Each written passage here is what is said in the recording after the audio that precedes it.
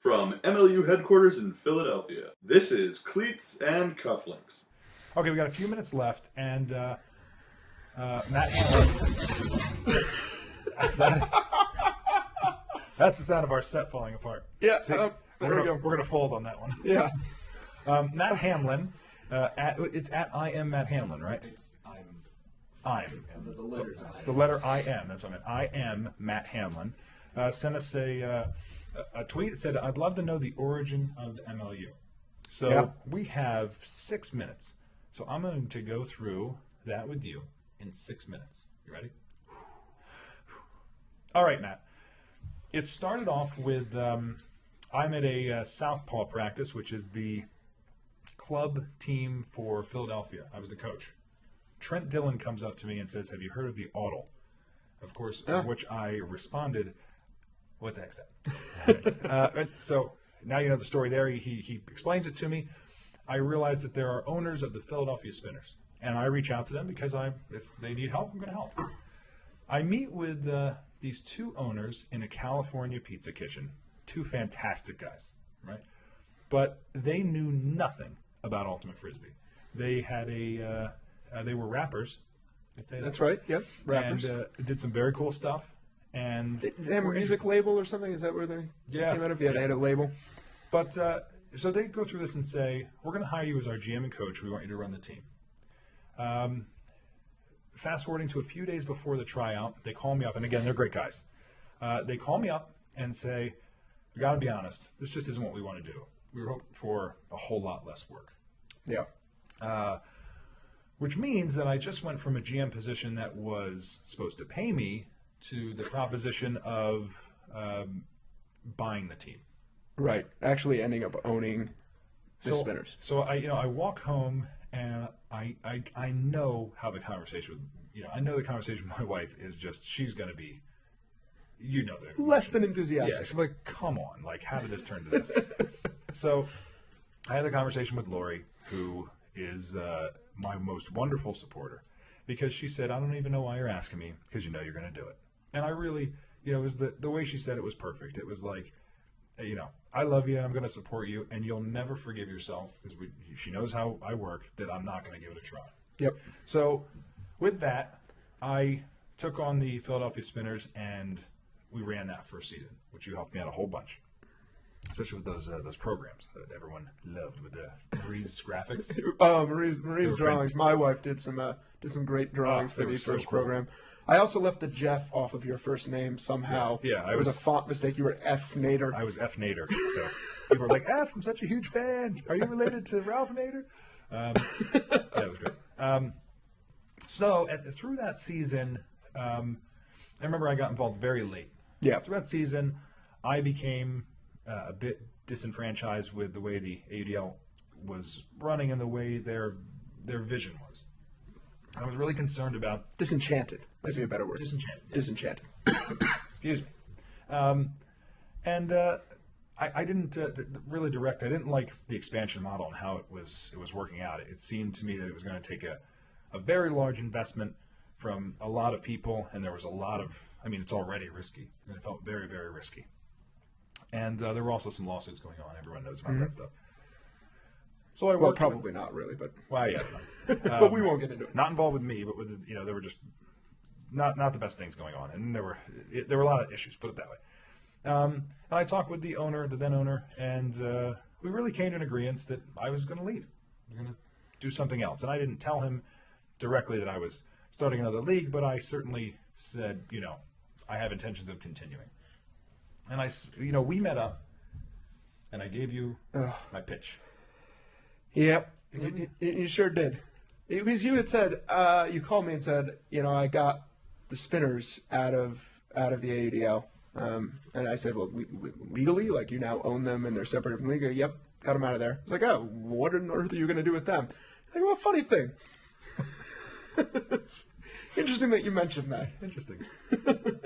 Here was the thing, though.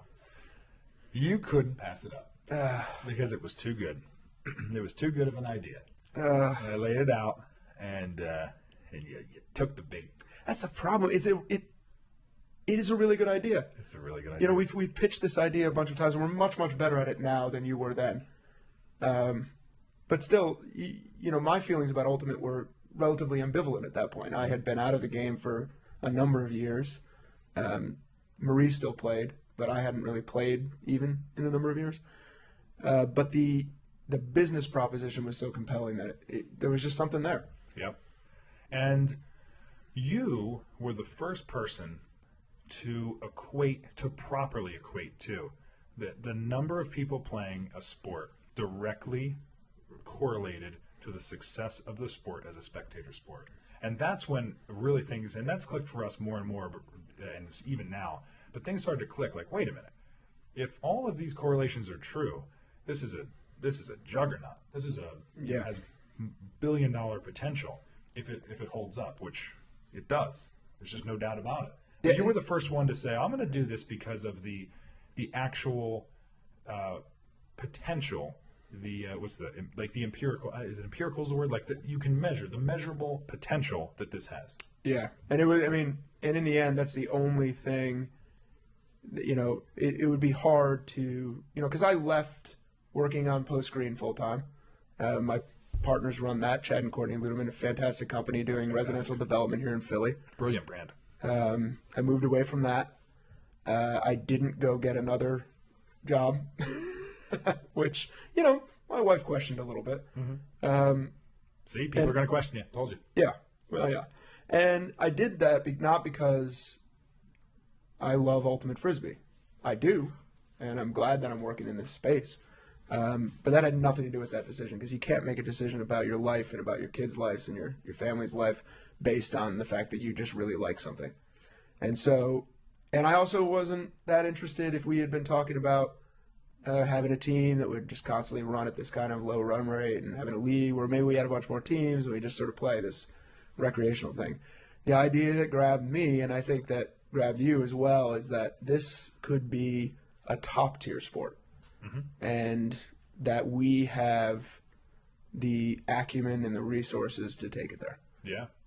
And so my first thing was to get Nick Darling on board, because if he didn't get on board, I was gonna scuttle the whole thing, because I couldn't do it. So I was able to convince you quite easily. By the way, let's let him confirm that he wanted to do this. There may have been whiskey involved. And then there was a lot of whiskey. And then we set out on a mission to find the people. Like, we need to find the people that can be the right key personnel for us. Yeah. And we went and got all of them. And we found everybody we wanted, and that really was a big piece. And since then, I can tell you that things you think are going to work can surprise you. When it started off, Nick vouched for Lindy Sabloff. 100%. Yeah. So let's bring Lindy on. She's going to be this piece over here, and she's going to be a great addition. Nothing against Lindy, but I was like, okay. I mean, I had no in the very beginning. I had no knowledge of her. Yeah. And she's turned into one of the extreme key people. Yeah. So it's like you don't know how everything's going to work, but if you get good people, things work out. And then we formed our vision of it. A league that had a very slow expansion model, but a very aggressive brand model of building teams in cities that would become solvent over a number of years and work and allow us to grow more teams in that same method. Much like, we did an enormous amount of research on every league and went and met people in the MLS and all these other things in Major League Lacrosse and had all these conversations so we could, because it's hard to find knowledge. So, we were knowledge starved, and we just kept meeting with people.